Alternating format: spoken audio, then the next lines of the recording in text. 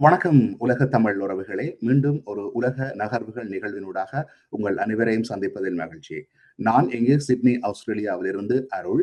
என்னுடன் இங்கிலாந்திலிருந்து இராணுவ போரியல் ஆய்வாளர் அருஸ் அவர்கள் பங்கு பெற்றுகின்றார். வணக்கம் அருஸ். வணக்கம் அருள். இலக்கு நேயர்களுக்கு அன்பு கலந்த வணக்கம்.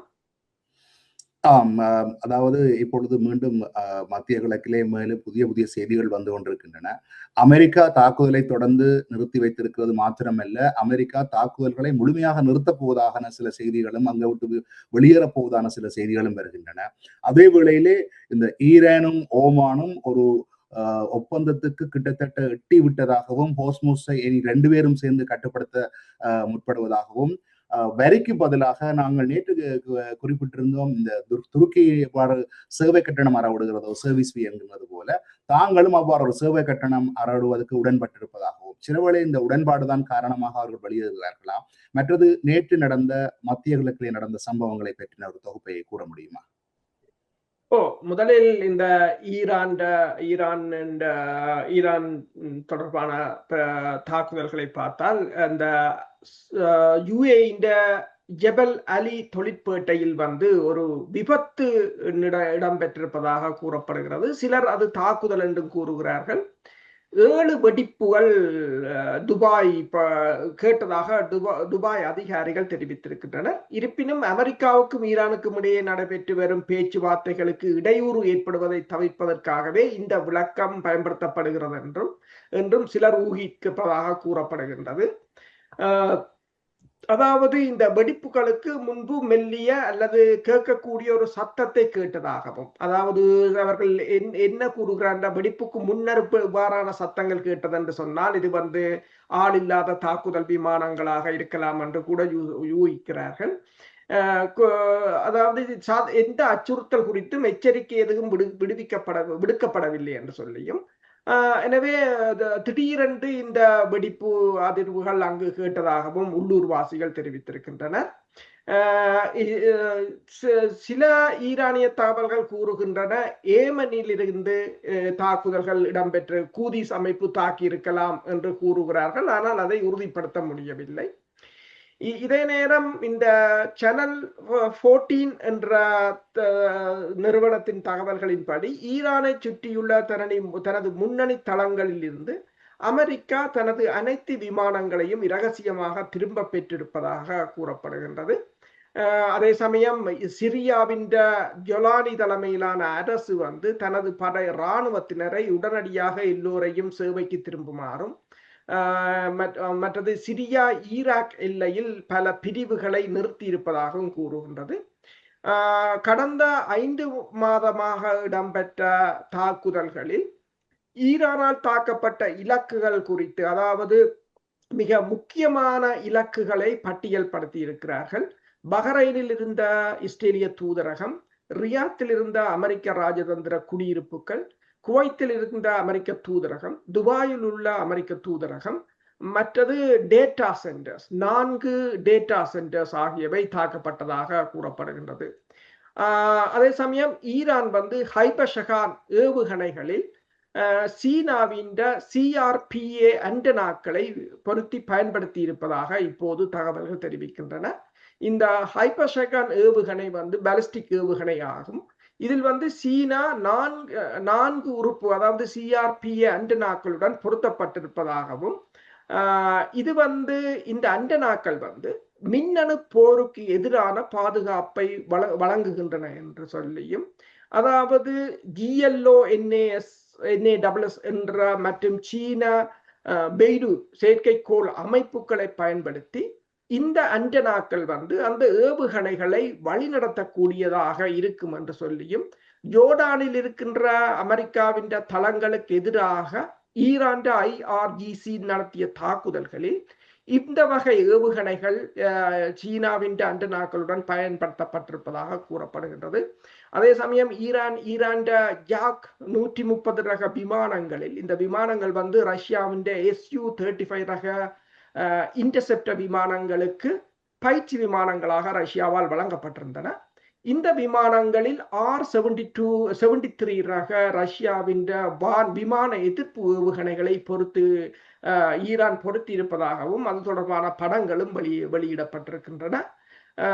அதே சமயம் இன்று அமெரிக்காவின் திரைசேரி வந்து இஸ்லாமிய குடியரசு, ஈரான் இஸ்லாமிய குடியரசின் இராணுவத்துடன் தொடர்புடைய பல 3 நிறுவனங்கள் மீதான தடைகளை நீக்கியிருப்பதாக கூறப்படுகிறது. நீக்கப்பட்ட தடைகளில் ஈராக் விமான நிறுவனமான ஃப்ளை பக்தாத் நிறுவனம் மற்றும் அதன் பல விமானங்கள் மீதான தடைகளும் அடங்கும் என்றும், இவை முன்பு இஸ்லாமிய புரட்சிகர படையினரின் காட்ஸ் போர்சஸ் என்று சொல்கின்ற, இதுதான் சொலாமணி வந்து இந்த படையைத்தான் வழிநடத்தி இருந்தார். அந்த படையினருடன் இந்த விமான நிறுவனத்துக்கு தொடர்பு இருப்பதாக கூறித்தான் முன்னர் தடை செய்யப்பட்டிருந்தது என்றும், அதே போல மேலும் 2 விமான நிறுவனங்களுக்கும் இந்த தடையை வந்து அமெரிக்கா நீக்கி இருக்கின்றது. ஆனால் அக்சியோஸின் தகவல்களின் அடிப்படையில் தடை நீக்கப்படுகின்ற அமெரிக்காவின் இந்த முடிவு என்பது ஈரானுடன் தொடர்புடையது அல்ல, ஈராக்குக்கு சாதகமாக இருப்பதற்காகத்தான் அமெரிக்கா இந்த தடைகளை நீக்கியதாக அவர்கள் கூறியிருக்கின்றார்கள். இதே சமயம் ஈரானில் தாக்கப்பட்ட இலக்குகளில் எத்தனை இலக்குகள் போலியானவை என்பது தொடர்பாகவும் அதன் காணொளிகளையும் ஈரான் இன்று வெளியிட்டிருக்கின்றது. இப்பொழுது இந்த ஹோர்முஸ் நீரிணையூடாக நேற்று நிலைமையின்படி கப்பல்கள் சென்று வந்தன என்று கூறப்படுகின்றது. குறிப்பாக ஓமான் பக்கமாக சென்ற கப்பல் ஒன்றின் மீது தாக்குதல் நடத்தப்பட்டதாகவும் அது புகைத்துக் கொண்டிருப்பதாகவும் தகவல் வருகிறது. ஆனால் இன்னொரு வகையில் பார்க்க போனால் இந்த அமெரிக்கா வந்து இந்த ஈரான் பகுதியில் உள்ள இந்த முற்றுகைகளை கொஞ்சம் விலக்கி இருப்பதாகவும், நான் கூறியது போல ஈரானும் ஓமானும் ஒரு ஒப்பந்தத்துக்கு வந்து அதை சுமூகமாக தீர்க்க முற்படுவதாகவும் இப்பொழுது பேச்சுக்கள் அடிபடுகின்றன. நான் கூறியது போலத்தான் ஒரு சேவை கட்டணத்தை 2 பேரும் மறவிடுவோம் துருக்கி மாதிரி என்று சொல்லி என்றும், 2 பேரும் உடன்பாட்டுக்கு வந்து விட்டார்கள். நாங்கள் இடையில் என்றால் சர்வதேச சிக்கல் ஆகிவிடும் என்று வெளியேறக்கூடும் என்று நீங்கள் எதிர்பார்க்கிறீர்களா? ஹோர்முஸ் நீரிணையில் வந்து நீங்கள் கூறியது போல அந்த உடன்பாடுகள் இப்போது எட்டப்பட்டிருப்பதாக கூறப்படுகிறது. அதற்கு முன்னர் வந்து இப்போது ஹோர்முஸ் நீரிணையில் என்ன இடம்பெற்றிருக்கிறது என்று சொன்னால், ஹோர்முஸ் நீரிணையில் வந்து 1 அல்லது அதற்கு மேற்பட்ட கப்பல்களில் திடீரென்று தீ விபத்துக்கள் ஏற்பட்டிருப்பதாக கூறப்படுகிறது. ஓமான் கடற்கரைக்கு அருகில் இந்த தீ விபத்து ஏற்பட்டதால் அந்த நீரிணை வழியாக செல்ல முற்பட்ட, ஏனென்றால் ஓமான் நீரிணை ஊடாக செல்கின்ற கப்பல் வந்து அமெரிக்கா பாதுகாப்புடன் செல்வதுண்டு. அவர்கள் அந்த கப்பல்கள் மீது ஈரான் தாக்குதலை நடத்தியிருக்கலாம் அல்லது ஈரான் கண்ணிவடிகளில் அவை சிக்கி இருக்கலாம் என்று ஓமான் கருதுகிறது. ஆனால் ஈரான் இதுவரை எந்த தகவலையும் வெளியிடவில்லை. அதே சமயம் சவுதி அரேபியாவில் உள்ள நஜ்ராஜ் விமான நிலையத்தில் ஏமன் ஹூதிஸ் அமைப்பினர் ஆளில்லாத ட்ரோன்கள் தாக்குதல் நடத்தியதால் அந்த விமான நிலையத்தின் கட்டுப்பாட்டு பிரதான ரடார் அமைப்பு வந்து அளிக்கப்பட்டதாக பிரான்ஸ் 24 என்ற செய்தி நிறுவனம் தெரிவித்திருக்கின்றது. அதே சமயம் செங்கடல் பகுதியில் நீங்கள் பார்த்தீர்கள் என்று சொன்னால் சவுதி அரேபியாவின் எண்ணெய் கப்பலான டெய்சி மீது ஏமன் வந்து பாலிஸ்டிக் ஏவுகணை கொண்டு தாக்கியதாகவும் அதனால் அது திரும்பி செல்ல வேண்டிய கட்டாயம் ஏற்பட்டதாகவும் தெரிவிக்கப்படுகின்றது. நாங்கள் நேற்று பேசியிருந்தோம், இந்த ஹூதிஸ் அமைப்பினருக்கும் சவுதி அரேபியாவுக்கும் இடையில் ஒரு உடன்பாடு எட்டப்பட்டதாகவும் அல்லது பேச்சுக்கள் மறைமுகமாக நடந்து கொண்டிருப்பதாகவும் தெரிவித்திருந்தோம். நான் நினைக்கிறேன் அந்த பேச்சுக்கள் பெருசாக வெற்றி அளிக்கவில்லை போல் தெரிகிறது. எனவேதான் இந்த தாக்குதலை மீண்டும் ஆரம்பித்திருக்கிறார்கள் போல் தெரிகின்றது. அதே நேரம் நீங்கள் பார்த்தீங்கன்னா, நீங்கள் கூறியது போல இந்த ஹோர்முஸ் நீரிணை தொடர்பாக ஓமானுடன் மேற்கொள்ளப்படவிருந்த ஒப்பந்தம் ஒத்திவைக்கப்பட்டுள்ளதாக ஈரான் அறிவித்திருக்கின்றது. அமெரிக்காவின் தலையீடு மற்றும் ட்ரம்பின் அச்சுறுத்தல்களே இதற்கு காரணம் என்று அது சுட்டிக்காட்டியிருக்கின்றது. அச்சுறுத்தல்களின் அழுத்தங்களின் கீழ் எந்த ஒப்பந்தமும் மேற்கொள்வது சாத்தியமில்லை என்று ஈரான் தெரிவித்திருக்கின்றது. அமெரிக்கா தனது தற்போதைய போக்கை மாற்றிக்கொள்ளும் வரை ஹோர்முஸ் நீரிணை மீண்டும் திறக்கப்படாது என்றும் அது தெரிவித்திருக்கின்றது. எதிர்காலத்தில் இந்த நீரிணை திறக்கப்படும் பட்சத்தில் அது ஈரானின் முழுமையான இறையாண்மையின் ஈரானின் முழுமையான கட்டுப்பாட்டின் கீழ் இருக்க வேண்டும் என்று சொல்லியும் ஈரான் தெரிவித்திருக்கின்றது. இதனிடையே நீங்கள் பார்த்தீங்கன்னு சொன்னால் ஈரான் வெளிவிவகார அமைச்சகத்தின் பிரதிநிதியான பஹாய் என்ன தெரிவித்திருக்கிறார் என்று சொன்னால், ஹோர்முஸ் நீரிணையின் பாதுகாப்பான கப்பல் போக்குவரத்து வழித்தடம் தொடர்பில் ஓமானும் ஈரானும் பேச்சுவார்த்தைகளை நடத்தி இருக்கின்றன. அந்த பேச்சுவார்த்தைகள் தொடர்ந்து நடைபெற்று வருகின்றன என்றும், மேலும் ஈரான் மற்றும் ஓமானின் கூட்டு அறிக்கை தயாரிப்பின் இறுதி கட்டத்தில் இருப்பதாகவும், ஹோர்முஸ் நீரிணை வழியாக கப்பல் போக்குவரத்து மீண்டும் தொடங்குவதற்கான ஒப்பந்தத்தின் வரவை ஈரான் மற்றும் ஓமான் இப்போது இறுதி செய்துள்ளதாகவும் தெரிவிக்கின்றார்கள். இந்த ஆவணம் இப்போது ஈரானின் ஆன்மீக தலைவர் மொய்தபா ஹமானியின் இறுதி ஒப்புதலுக்காக காத்திருக்கிறது என்றும், சுயஸ் கால்வாய் விதிமுறைகளைப் போலவே ஹோர்முஸ் நீரிணை வழியாக செல்லும் அனைத்து வாணிக கப்பல்களும் கடல்சார் சேவைகளுக்கான கட்டணமாக 7% வசூலிக்க ஈரான் திட்டமிட்டுள்ளது என்றும், இந்த கட்டண விகிதத்தை 5% குறைக்க அமெரிக்கா குழு கோரிக்கை விடுத்து வருகிறது என்றும், ரஷ்யா, சீனா மற்றும் ஈராக் ஆகிய நாடுகளின் கப்பல்களுக்கு இந்த கட்டணத்தில் விதிவிலக்கு அளிக்கப்படும் என்றும் அவர்கள் தெரிவித்திருக்கின்றார்கள். ஆனால் அதே சமயம் இந்த அக்சியோஸ் என்ற செய்தி நிறுவனத்தின் தகவல்களின்படி ஹோர்முஸ் நீரிணை தொடர்பான தற்காலிக ஒப்பந்தம் ஒன்றை அமெரிக்கா, ஈரான் மற்றும் ஓமான் ஆகிய நாடுகள் இன்று அறிவிக்கக்கூடும் என்றும், இந்த ஒப்பந்தம் நீரிணைக்கான 60 நாட்கள் தற்காலிகமாக செயற்படும் என்று சொல்லியும், அதன் பிறகு அது நிரந்தரமாக்கப்படும் என்றும் கூறியிருக்கிறார்கள். ஆனால் அதே சமயம் டெய்லி ஈரான் நியூஸ் என்ற செய்தி நிறுவனத்தின் தகவல்களின்படி இந்த ஒப்பந்தத்தில் இன்னும் கருத்து வேறுபாடுகள் நீடிக்கின்றன. ஹோர்முஸ் நீரிணையாக வழியாக செல்லும் அனைத்து வாணிக கப்பல்களுக்கும் அந்த செய்தி நிறுவனமும் தெரிவித்திருக்கின்றது 7% கட்டணத்தை ஈரான் அறவிட தீர்மானித்திருப்பதாகவும், ஆனால் அந்த 7%ஐ 5% குறையுங்கள் என்று சொல்லி அமெரிக்கா கேட்டுக்கொண்டிருப்பதாகவும் கூறியிருக்கிறார்கள். இப்பொழுது இந்த ஹோர்முஸ் நீரிணை திறக்கப்பட போறது அல்லது சுதந்திரமான கப்பல்கள் செல்ல போகின்றன என்பதன் பின்னர் பெட்ரோலிய விலைகளில் என்ன மாற்றங்கள் ஏற்பட்டுள்ளன? அதாவது இப்ப சில நாட்களாக பெட்ரோல் விலைகள் ஒரு சற்று குறைவடைந்துதான் காணப்பட்டன. இன்னும் மேலும் குறைவடைவதற்கான சந்தர்ப்பங்கள் இருக்கிறதா? இது குறைவடைந்திருக்கிறதா? அது பற்றின தகவல்கள் உள்ளனவா? எரிபொருள் விலைகள் $80 கீழாகத்தான் இருக்கின்றன.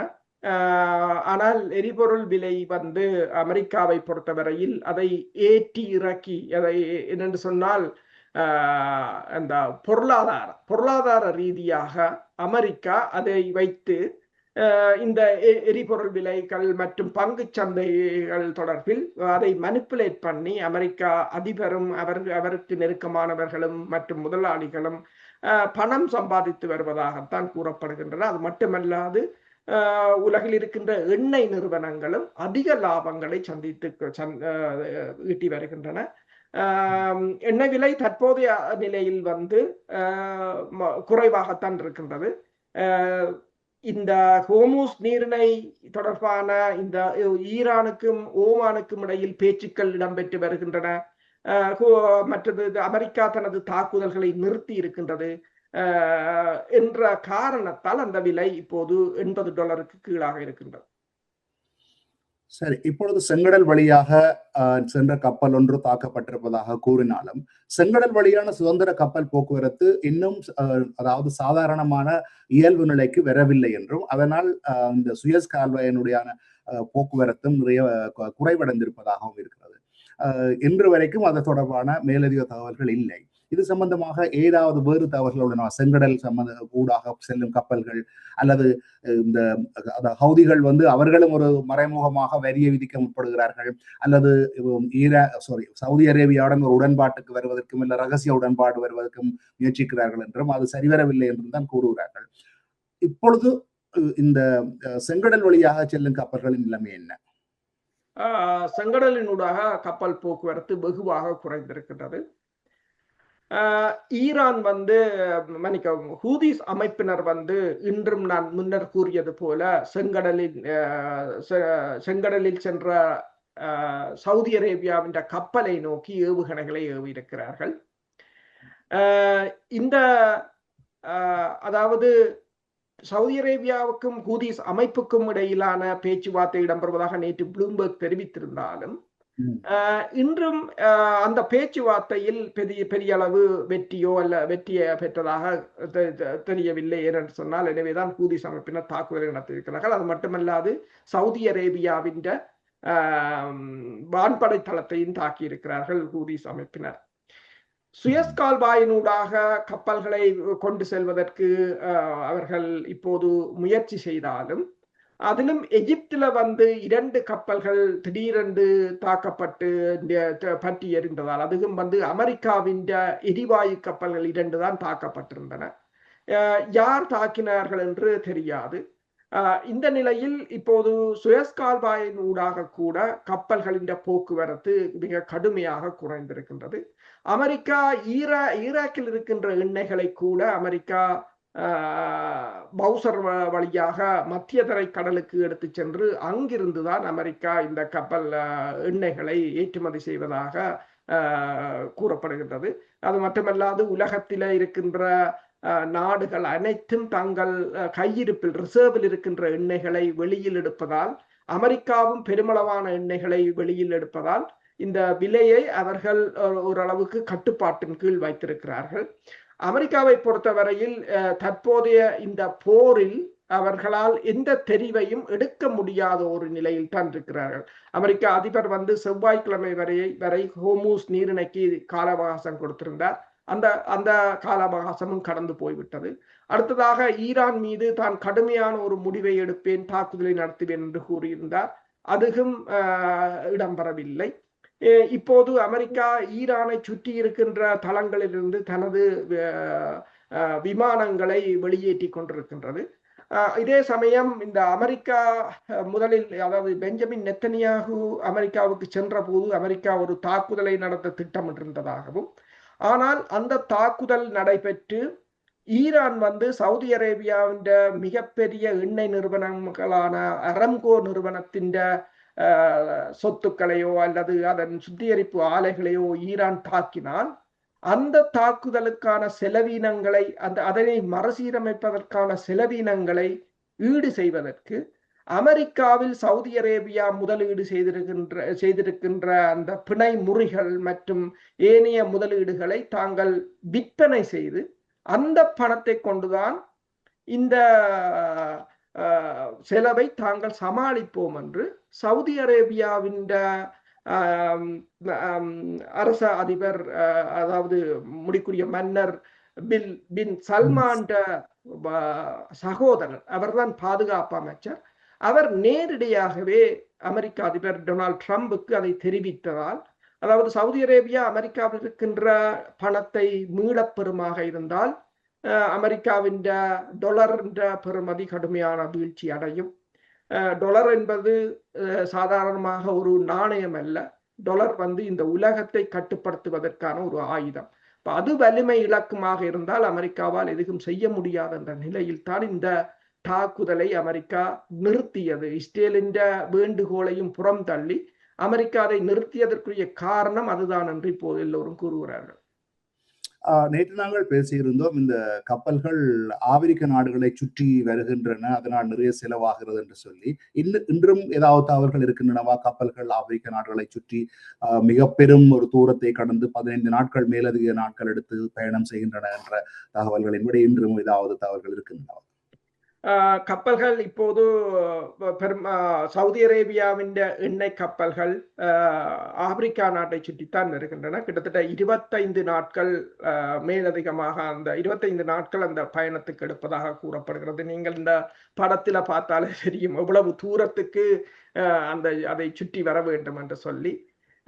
ஆனால் அதுவும் ஆப்பிரிக்கா பகுதிகளில் இருக்கின்ற கடல் கொள்ளையர்கள், மற்றது ஏவுகணை தாக்குதல்கள், ஆள் இல்லாத தாக்குதல் விமானங்கள் தாக்குதல்கள் என்று அதுவும் மிகவும் ஒரு ஆபத்தான பயணமாகத்தான் இருக்கும். எல்லாவற்றுக்கும் என்ன பிரச்சனை என்று சொன்னால், லாய்ட்ஸ் நிறுவனம் போன்ற நிறுவனங்கள் இன்சூரன்ஸை வழங்குவதற்கு அவர்கள் பின்னடிப்பதாக கூறப்படுகின்றது.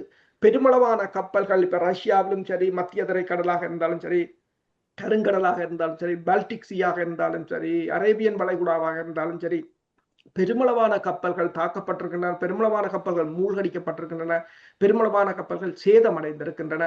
இந்த நிலையில் வந்து காப்புறுதி நிறுவனங்களும் பின்னடிப்பதால் வந்து பெருமளவில் இந்த கப்பல் போக்குவரத்துக்கள் ஏற்றுமதி இறக்குமதி என்று சொல்லி வர்த்தகம் ஒரு கடுமையான பின்னடைவை சந்தித்திருக்கின்றது.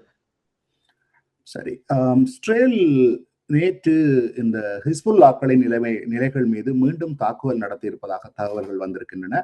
நீண்ட நாட்கள் சற்று அங்கே அமைதி நிலவியதாக தோன்றியிருந்தாலும் லெபனான் மீதும் ஹிஸ்புல்லாக்களின் இலக்குகளின் மீதும் தாக்குதல் நடத்தப்பட்டது. அதன் பின்னணி என்ன, அதன் தாக்குதலில் சேதங்கள் என்ன, அது பற்றி கூற முடியுமா? இஸ்ரேல் வந்து ஹிஸ்புல்லா அமைப்பினரின் போர் நிறுத்த ஒப்பந்தத்தை மீறியதாக கூறி இஸ்ரேல் வந்து தெற்கு லெபனானின் விமானங்கள் மற்றும் ட்ரோன்களை பயன்படுத்தி தொடர்ச்சியான தாக்குதல்களை இன்று நடத்தி இருக்கின்றது. முன்னதாக தெற்கு லெபனானில் நடந்த ஒரு சம்பவத்தில் பல இஸ்ரேலிய வீரர்கள் கொல்லப்பட்டனர் என்று சொல்லியும், இது வந்து சாலையோர குண்டுவெடிப்பு என்றும் சொல்லப்படுகின்றது. அதாவது பொறிவடிகளில் சிக்கி பெருமளவான இஸ்ரேலிய படையினர் கொல்லப்பட்டதற்காகத்தான் தாங்கள் இந்த தாக்குதலை நடத்தியதாக இஸ்ரேல் தெரிவித்திருக்கின்றது. அதே சமயம் சிறிய படையினர் லெபனான் படையினர் மற்றும் இஸ்ரேல் 3 பகுதியும் இணைந்து ஒரு கம்பைன் ஆபரேஷனை செய்து ஹிஸ்புல்லாக்களின் ஆயுதங்களை களைவதென்ற திட்டம் வகுக்கப்பட்டிருந்தாலும் அதில் சிரிய படையினரும் லெபனான் படையினரும் பின்வாங்கி இருக்கிற நிலையில் அந்த நிலைமை தலைகளாக மாறி இருக்கின்றது. இப்ப அல் ஜசீராவின் இந்த தகவல்களின் அடிப்படையில் அவர்கள் ஒன்றை கூறுகிறார்கள், இந்த பேச்சுவார்த்தையில் ஹிஸ்புல்லாக்களை நீங்கள் உள்வாங்காத பட்சத்தில் இந்த லெபனானில் இருக்கின்ற லெபனானின் அமைதி முயற்சி ஒருபோதும் வெற்றி அளிக்கப் போவதில்லை என்றும், லெபனானில் அமைதி ஏற்படாத வரையில் ஈரானுடனான ஒரு போர் நிறுத்தம் வந்து நிரந்தரமாக நீடிக்காது. ஏனென்று சொன்னால் ஈரான் லெபனானையும் சேர்த்துத்தான் அந்த போர் நிறுத்தத்தில் கொண்டு செல்ல முற்பட்டு நிற்கிறது என்று கூறியிருக்கிறார்கள். அதே சமயம் இந்த பேச்சுவார்த்தைகள் ரோமில் நடைபெறுகின்ற பேச்சுவார்த்தைகள் ஹிஸ்புல்லாக்களுக்கு மன்னிக்கவும் இஸ்ரேலுக்கும் லெபனானுக்கும் இடையிலான பேச்சுவார்த்தைகள் தொடர்வதாகவும் அது நாளை வியாழக்கிழமை வரையிலும் அது இடம்பெறும் என்றும் கூறப்படுகின்றது. சரி, இப்பொழுது நாங்கள் ரஷ்ய உக்ரைன் போர் பற்றி வருவோம். நேற்று முன்தினம் நாங்கள் நேற்று பேசும் பொழுது கூறியிருந்தோம், அதாவது வந்து உக்ரைன் வந்து நிறைய தாக்குதல்களை ரஷ்யாவின் உள்ளே புகுந்து தாக்கி இருந்ததாகவும் பல சேதங்கள் வந்திருந்ததாகவும் பார்த்திருந்தோம். இன்றைய தகவல்களின்படி திருப்பி ரஷ்யா கோரத்தாண்டவம் ஆடி இருப்பதாகவும் நிறைய சேதங்கள் வந்திருப்பதாகவும் தகவல்கள் வருகின்றன. அது சம்பந்தமாக என்ன இப்பொழுது தகவல்கள் என்ன இருக்கின்றன? உக்ரைன் ஆளில்லாத விமான தாக்குதலில் வந்து கிட்டத்தட்ட குறைந்தது 14 அந்த வேர்ஹவுஸ் வைல்ட்பெரிஸ் வேர்ஹவுஸ்கள் 14க்கு மேற்பட்டவை முற்றாக அழிந்திருக்கின்றன அல்லது கடுமையாக சேதமடைந்திருக்கின்றன. ரஷ்யாவின் வணிக மையங்கள், இது உண்மையில் அவையெல்லாம் பொதுமக்களுக்கானது. இந்த மையங்கள் வந்து இராணுவ இலக்குகள் அல்ல. அப்ப இந்த மையங்களை தாக்கியதால் வந்து கிட்டத்தட்ட 1.3 ட்ரில்லியன் ரூபிள்கள், கிட்டத்தட்ட 16 பில்லியன் டாலர்கள் வந்து ரஷ்யாவுக்கு சேதம் ஏற்பட்டிருப்பதாகவும், இது வந்து ஒட்டுமொத்தமாக ரஷ்யாவின் வர்த்தகத்தில் வந்து பெருமளவான, அதாவது 200 பில்லியன் ரூபிள்கள் அல்லது 1.2 பில்லியன் டாலர்கள் அளவிலான நட்டத்தை ஏற்படுத்தும் என்று கூறியிருந்தார்கள். இதற்கு பதிலடியாக ரஷ்யா இன்று வந்து உக்ரைனில் வந்து மிக கடுமையான, அதாவது கிளஸ்டர் குண்டுகளாக இருக்கலாம், ஏவுகணைகளாக இருக்கலாம், கடுமையான தாக்குதலை நடத்தி இருக்கின்றது. இந்த தாக்குதல்களில் வந்து அதாவது உக்ரைன் தலைநகரத்தில் இருந்த பெருமளவான வேர்ஹவுஸ்கள் அத்தனையும் தீக்கிரையாகி இருக்கின்றன. கியோவில் உள்ள எம்பி சொய்சா என்ற தளவாட மையம், ட்ரோன்களுக்கான பகுதிகளை தயாரித்து விநியோகிக்கப்படுகிறதாக அதை கூறப்படுகின்றது. அதே நேரம் நோவா வெட்சா என்ற தளவாட மையம், மற்றது நோவாஸ் என்ற தளவாட மையம் என்று முழுதாக பெருமளவான தளவாட மையங்கள் மற்றும் வேர்ஹவுஸ்கள், சேமிப்பு கிடங்குகள் என்று ரஷ்யா ஒரு கோரத்தாண்டவம் ஆடி இருக்கின்றது என்று பலர் கிட்டத்தட்ட 12 பேர் இறந்ததாக உக்ரைன் தெரிவித்திருக்கின்றது. அதனை உறுதிப்படுத்த முடியவில்லை. இந்த ரஷ்யாவின் தாக்குதல்களை வந்து உக்ரைனால் கட்டுப்படுத்த, அதாவது தடுத்து நிறுத்த முடியவில்லை. ஏனென்று சொன்னால் உக்ரைன் அதிபர் அமெரிக்காவுக்கு சென்ற போது அமெரிக்க அதிபரிடம் கிட்டத்தட்ட 300 பேட்ரியாட் ஏவுகணைகளை தரும்படி கேட்டதாகவும் அதற்கு அமெரிக்க அதிபர் மறுப்பு தெரிவித்ததாகவும் கூறப்படுகிறது. இன்று நடைபெற்ற தாக்குதல்களில் பெருமளவான ஏவுகணைகளை உக்ரைன் அரசினால் தடுக்க முடியவில்லை என்று கூறியிருக்கிறது. ராய்ட்டர் செய்தி நிறுவனம் என்ன கூறியிருக்கிறது என்று சொன்னால், வடகொரியா வந்து ரஷ்யாவுக்கு பெருமளவான ஏவுகணைகளையும் ஏவுகணை செலுத்தும் லோஞ்சர்களையும் வழங்கியிருப்பதாகவும் 120 வடகொரிய ஏவுகணைகள் மற்றும் 6 ஏவுகணைகளை ஏவும் லோஞ்சர்கள் ஆகியவற்றை வடகொரியா வழங்கியிருப்பதாகவும் 40 KN-23 மற்றும் KN-24 ரக பாலிஸ்டிக் ஏவுகணைகளை அது வடகொரியா வழங்கியிருப்பதாகவும் கூறப்படுகின்றது. இதனிடையே நீங்கள் பார்த்தீங்கன்னு சொன்னால் ஜெர்மனியில் வந்து உக்ரைன் AN-124 என்றது மிக பாரிய ஒரு சரக்கு விமானம். அந்த விமானம் ஜெர்மனியில் உக்ரைனில் விமானங்கள் பறப்பதில்லை, அதை அருகில் உள்ள நாடுகளில் தான் வைத்திருக்கிறார்கள். அந்த ஜெர்மன் ஏர்போர்ட்டில் நின்ற விமானத்துக்கு அருகில் வந்து ஒரு ட்ரோன் கிடந்தது கண்டுபிடிக்கப்பட்டதாகவும் அந்த ட்ரோனில் வெடிகுண்டு இருந்ததாகவும் அது ஜெர்மன் காவல்துறையினரால் அந்த வெடிகுண்டு கண்ட்ரோல் எக்ஸ்ப்ளோஷன் என்று சொல்லி அது வெடிக்க வைக்கப்பட்டதாகவும் கூறப்படுகின்றது. கிட்டத்தட்ட 400 மீட்டர் தூரத்தில் வந்து இந்த ட்ரோன் இருந்ததாக கூறப்படுகின்றது. அதே சமயம் ஐரோப்பிய ஒன்றிய நாடுகள், உங்களுக்கு தெரியும், இந்த போர் ஆரம்பித்த பிற்பாடு உக்ரைனில் இருந்து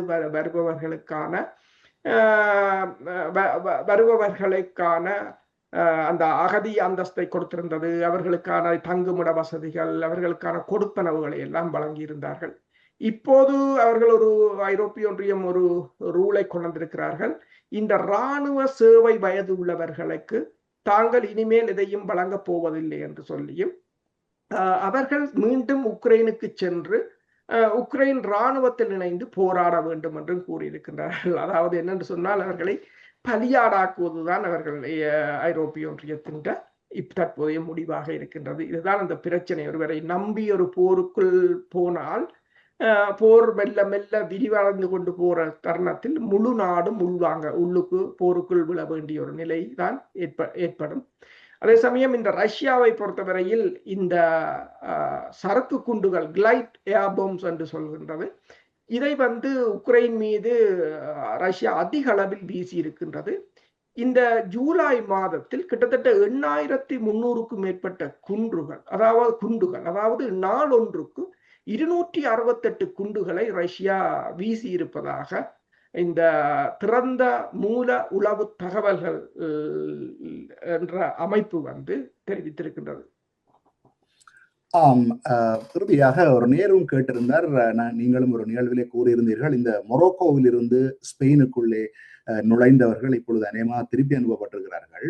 இந்த சியோட்டா என்கின்ற அந்த பகுதி உண்மையிலே மொரோக்கோவுக்கு உண்மையான படத்திலும் காட்டுவேன், மொரோக்கோவுக்கு உள்ளேதான் உண்மையிலே இருக்கிறது. ஆனால் அது ஸ்பெயினுக்கு சொந்தமான பகுதி. அவர் நேர் கேட்டிருக்கிறார், பார்க்க போறான் அது மொரோக்கோவுக்கு சொந்தமாகத்தானே இருக்கிறது, மொரோக்கோவுக்கு தானே சொந்தம், எப்படி ஸ்பெயின் சொந்தம் கொண்டாடுறது? அதுதான் அமெரிக்கா கூறியிருக்கிறது, சியோட்டா வந்து மொரோக்கோவுக்கு தான் சொந்தம் என்று சொல்லி. இது சம்பந்தமான ஏதாவது அவர்கள் இருக்கின்றனவா? சுருக்கமாக கூறுங்கள். ஸ்பெயின் நகரமான கியோட்டாவில் இப்போது இந்த என்ஜிஓக்கள், அரசு சார்பற்ற நிறுவனங்கள் வந்து கடற்கரை பகுதியில் இப்போது தங்கியிருக்கின்ற குடியேற்றவாசிகளுக்கு உணவுகள் மற்றும் தற்காலிக தங்குமிடங்களை ஏற்பாடு செய்கின்ற முயற்சிகளில் ஈடுபட்டிருப்பதாக கூறப்படுகின்றது. நீங்கள் கூறியது போலதான் கியோட்டா வந்து மொரோக்கோ கூறுகிறது தங்கட பிரதேசம்தான் அது, ஆனால் ஸ்பெயின் வந்து அதனை ஆக்கிரமித்து வைத்திருக்கின்றது என்றுதான் அவர்கள் கூறியிருக்கிறார்கள். அதனால் தான் அவர்கள் ஒரு படையெடுப்பை மேற்கொண்டார்கள். அந்த பிரதேசத்தில் 85,000 மக்கள் தான் இருக்கிறார்கள். ஆனால் அன்று வந்து இறங்கியவர்கள் வந்து கிட்டத்தட்ட 50,000 பேர் வந்து இறங்கியிருந்தார்கள் ஒரே நாளில். அந்த தரையிறக்கத்துக்கு இராணுவம், மொரோக்கோவின் இராணுவம் கடுமையா பல உதவிகளை செய்திருந்தது. அதற்கு பின்னர் ட்ரம்பும் வந்து மொரோக்கோ, அவர் ஸ்பெயினுக்கு சார்பாக பேசவில்லை. ஏனென்றால் உங்களுக்கு தெரியும், இந்த ஈரான் போரில் வந்து ஸ்பெயின் வந்து கடும் நிலைப்பாட்டில் இருந்தது. இஸ்ரேலுக்கும் ஸ்பெயினுக்கும் இடையிலான முருகல் நிலையும் அதிகம். கிட்டத்தட்ட உறவு முறிந்தது மாதிரி தான் இருந்தது. எனவே ட்ரம்ப் உடனடியாக மொரோக்கோவுக்கு தான் சப்போர்ட் பண்ணியிருந்தார். உண்மையில் நீங்கள் பார்த்தீங்கன்னு சொன்னால் ஸ்பெயின் வந்து ஒரு நேட்டோ நாடு. ஸ்பெயின் நேட்டோ நாடாக இருந்தாலும் ட்ரம்ப் வந்து மொரோக்கோவுக்கு தான் சப்போர்ட் பண்ணியிருந்தார், மொரோக்கோவின் இறமையை மதிப்பதாக. அதற்கு மொரோக்கோவும் வந்து ட்ரம்புக்கு தனது நன்றிகளை தெரிவிப்பதாக கூறியிருந்தது. இஸ்ரேலின் துணையுடன் தான், அதாவது இஸ்ரேலின் மொசாட் அமைப்பினர் தான் இதனை பின்னின்று நடத்தியதாகவும், ஸ்பெயினுக்கு ஒரு மிகப்பெரிய பாடத்தை படிப்பிக்க வேண்டும் என்று இந்த சம்பவம் நடைபெறுவதற்கு ஒரு வாரங்களுக்கு முன்னர் நாங்கள் இந்த காணொளியில் நாங்கள் பேசியிருந்தோம். இஸ்ரேலின் பிரதமர் பெஞ்சமின் நெத்தனியாகு ஒரு ஊடகத்துக்கு செய்தி வழங்கும் போது அவர் ஒன்றை கூறியிருந்தார். ஸ்பெயினில் சில சமயங்களில் தொடரூந்துகள், ட்ரெயின்கள் தடம் புரளலாம், மின்சார டிரான்ஸ்ஃபார்மர்கள் வெடிச்சு சிதறலாம், பல்வேறு வேர் ஹவுஸ்கள் தீப்பற்றி எரியலாம், இவ்வாறு சம்பவங்கள் நடைபெறலாம் என்று அவர் எச்சரித்திருந்தார். ஆனால் அது விபத்துக்கள் என்ற மாதிரி தான் சொல்லியிருந்தார். ஆனால் அவர்கள் எதிர்பாராத விதமாக மொரோக்கோவுக்கு ஊடாக ஒரு 50,000 பேரை இறக்கி இருக்கிறார்கள். பல ஊடகங்களின் தகவலின்படி இஸ்ரேலின் ஆதரவுடன் தான் இறக்கப்பட்டதாகவும் அதற்கு ட்ரம்ப் ஆதரவு அளித்ததாகவும் கூறப்படுகின்றது. இருந்த போதும் ஸ்பெயின் வந்து இப்போது அந்த பகுதியின் பாதுகாப்பை பலப்படுத்துவதற்காக கிட்டத்தட்ட 25 மில்லியன் யூரோக்களை செலவிட்டிருப்பதாக கூறப்படுகின்றது. உங்களுடைய தகவல்களுக்கு மிகவும் நன்றி. இன்றைய நிகழ்வை இத்துடன் நாங்கள் நிறைவு செய்கின்றோம். மீண்டும் ஒரு நிகழ்வில் உங்கள் அனைவரையும் சந்திக்கும் வரை உங்களிடமிருந்து விடைபெறுகின்றோம். நன்றி, வணக்கம். நன்றி, வணக்கம்.